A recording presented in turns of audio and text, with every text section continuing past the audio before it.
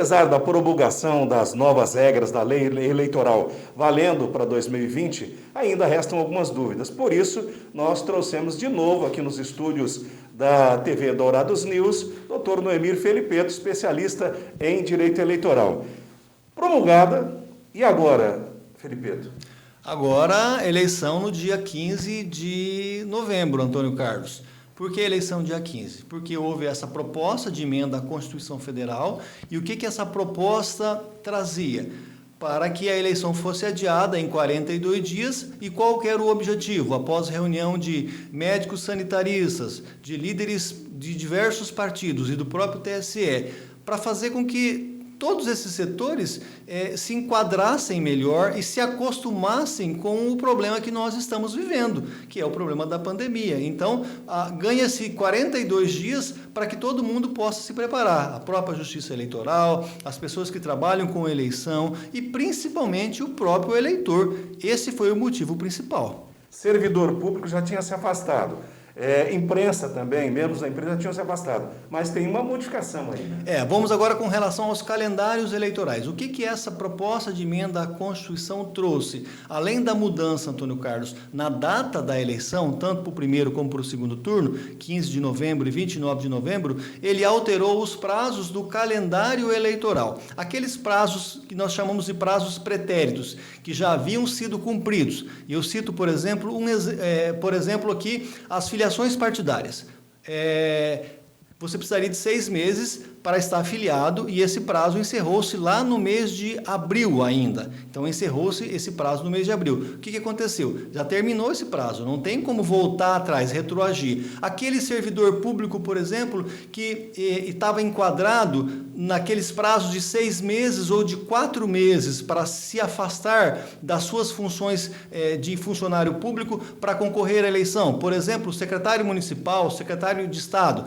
Esses secretários, por exemplo, se eles quisessem ser candidatos a vereador, eles teriam que ter se afastado há 6 meses atrás. Se quisessem ser candidatos a prefeito, há 4 meses atrás. É isso que diz a Lei Complementar 6490. Então, está lá explícito, está bem claro. A única exceção que nós tivemos foi com relação aos radialistas e apresentadores de televisão, porque o prazo era dia 29, ou seja, no dia 30 eles não poderiam mais fazer programa, dia 30 de junho. O que a PEC fez? Não, esse prazo eu vou estender para o dia 11 de agosto, ou seja, a partir de 11 de agosto, os comunicadores não podem mais trabalhar, os radialistas, os apresentadores de TV. Essa foi a única exceção. Com relação aos outros prazos eleitorais, todos eles serão adaptados ao dia 15 de novembro, no caso. Convenção, por enquanto, virtual. Convenção virtual. O plenário do TSE já deliberou que as convenções podem ser feitas de forma remota. Qual que é o objetivo? Evitar aglomeração. Porque, geralmente, um partido,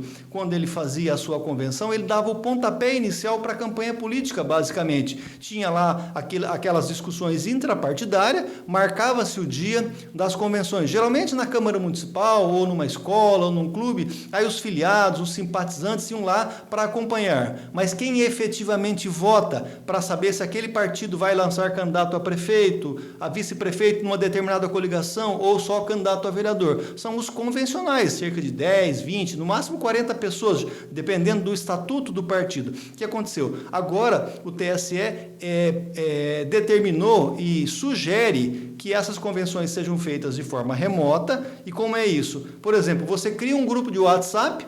O diretório do partido A cria um grupo de WhatsApp e naquele determinado grupo de WhatsApp ele delibera lá, Antônio Carlos vota sim para coligar com o partido tal. O convencional Antônio Carlos vota sim. Convencional Noemir Felipeto vota sim, vota sim. E assim sucessivamente, ou seja, redige-se um documento através de WhatsApp. E aí, consequentemente, você encaminha esse documento através de uma ata, que também não existe mais ata de papel. O TSE determinou a exclusão de ata de papel, porque o que os partidos faziam anteriormente, Antônio Carlos, para você ter uma noção? Você fazia a convenção e em 24 horas você tinha que informar para a Justiça Eleitoral que aquele partido, que o seu partido, definiu fulano, fulano e fulano como candidatos a vereador, por exemplo, que ia caminhar com o partido tal numa eventual coligação para prefeito ou para vice-prefeito, ou seja, você tinha que informar o resultado daquela reunião um dia, no máximo, após a convenção para a Justiça Eleitoral. E aí você teria 10 dias de prazo para preparar toda a documentação dos candidatos e enviar via sistema também para o TSE. Isso era feito em forma de papel. Você tinha que apresentar uma ata lá em papel, rubricada pelo TSE, colava-se lá a ata feita em Word lá no computador. Hoje isso não vai mais ser permitido. Hoje é tudo via sistema.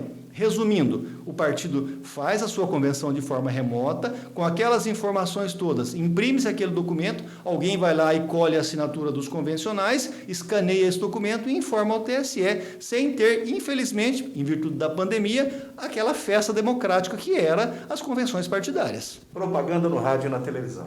Também mudou, 45 dias retroativo o dia 15 de novembro. Vamos ver aqui, propaganda no rádio começa no dia 26